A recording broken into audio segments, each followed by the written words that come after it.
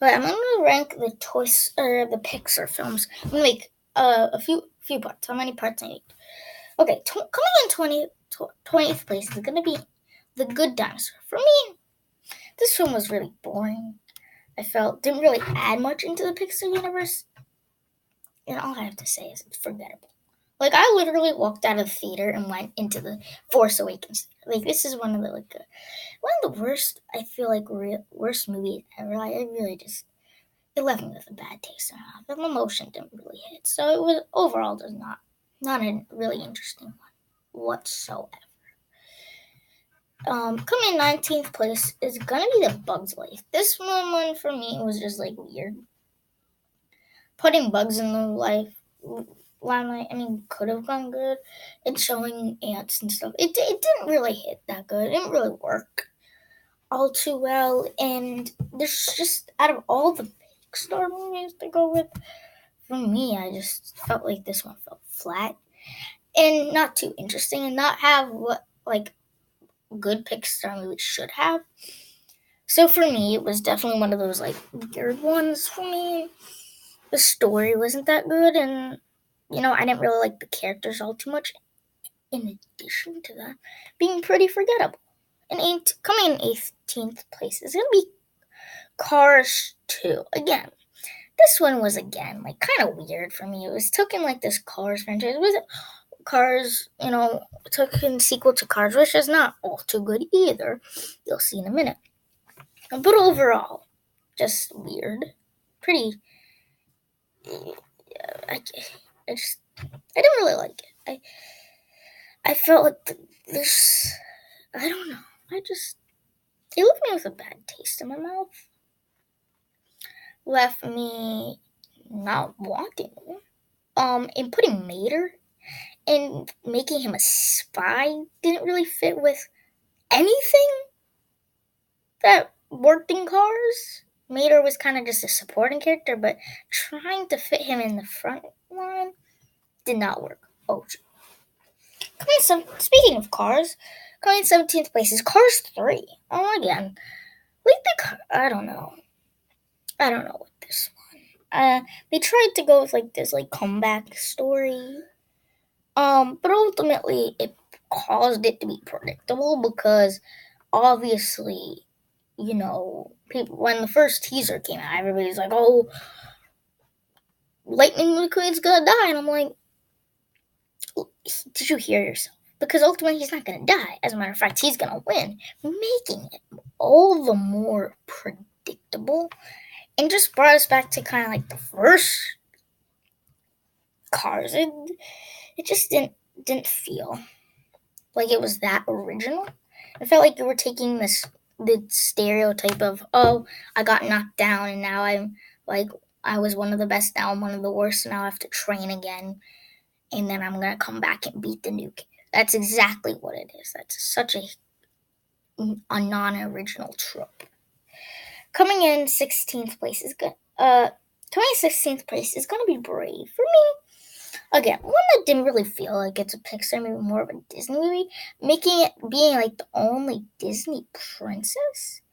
Caused it to have the potential to maybe be good, but the idea of making her mom a bear did not work and was not the right direction to go in. So that definitely knocked off, any sort of possible trust I could have with this movie. And because of that, the plot was kind of weird because it centered around the bear and kind of like her mom being a bear, and it made it really awkward movie. Nonetheless, coming in 15th place is going to be Ratatouille. I mean, from here on out, I kind of like the movies, but this is like the least liked movie out of the Pixar movies I like. Number one, I get the idea of having a rat control your movement because of the hair. I don't really understand any of that. Controlling your hair with a rat, your hair through a rat, causing you to move. That personally didn't seem realistic. I mean, obviously it's not supposed to be realistic because there's talking rats. But I mean, the humans don't have stigma. But while, it does work in the sense like you're intimidated by a villain whose only menacing thing is critiquing movies because they do set it up in a menacing way that is realistic to how food critics are.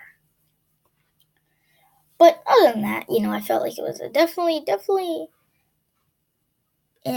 movie where it's like, oh, if Ratatouille's,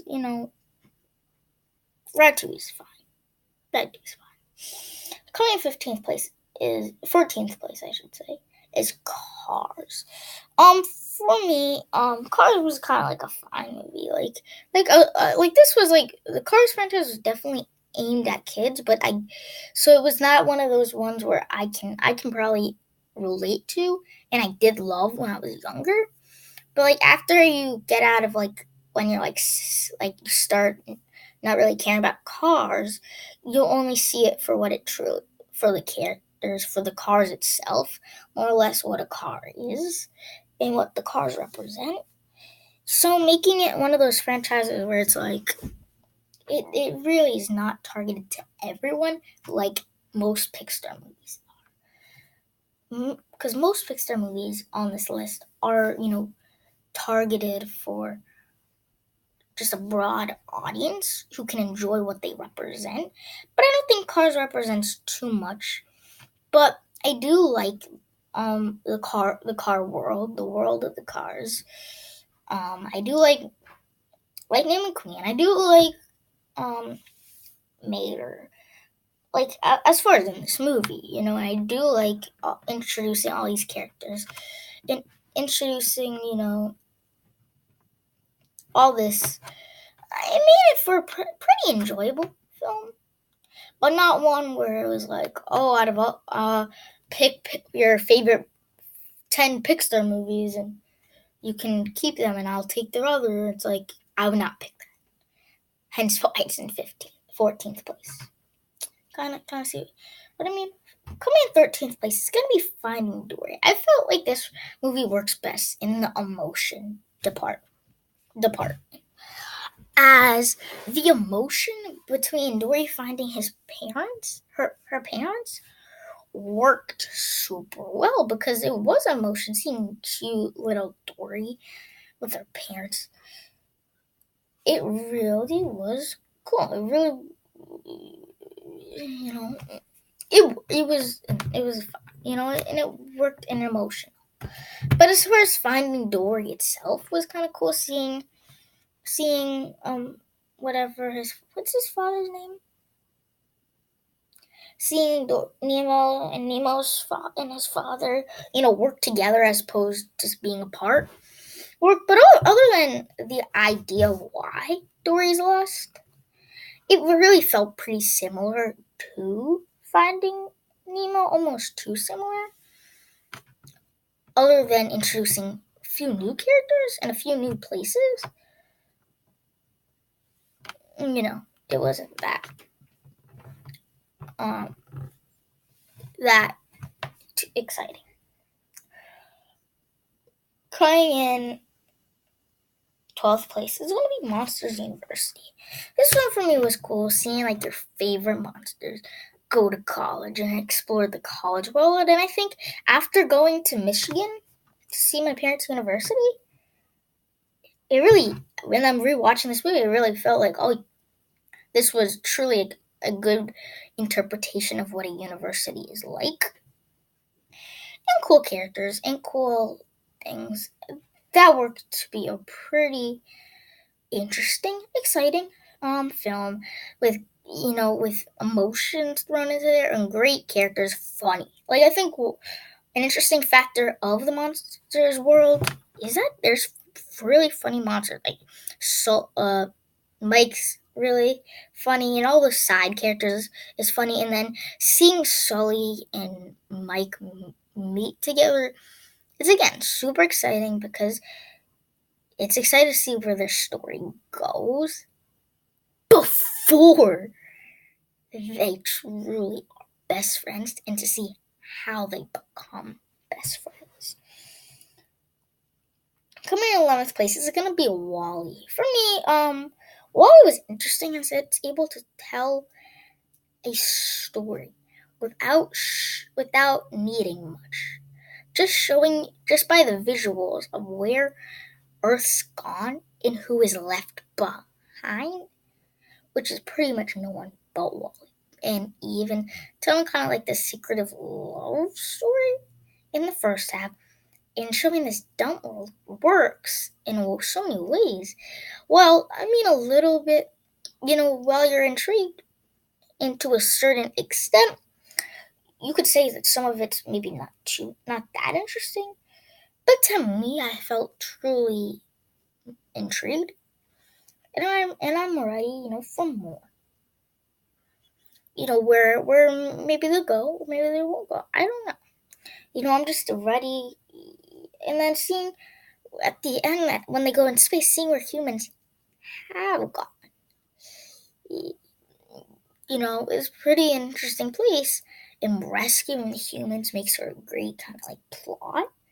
While some of this movie could be a little bit boring at times, it works because when you think it's boring, it's truly building up the idea of exploring this world of Earth.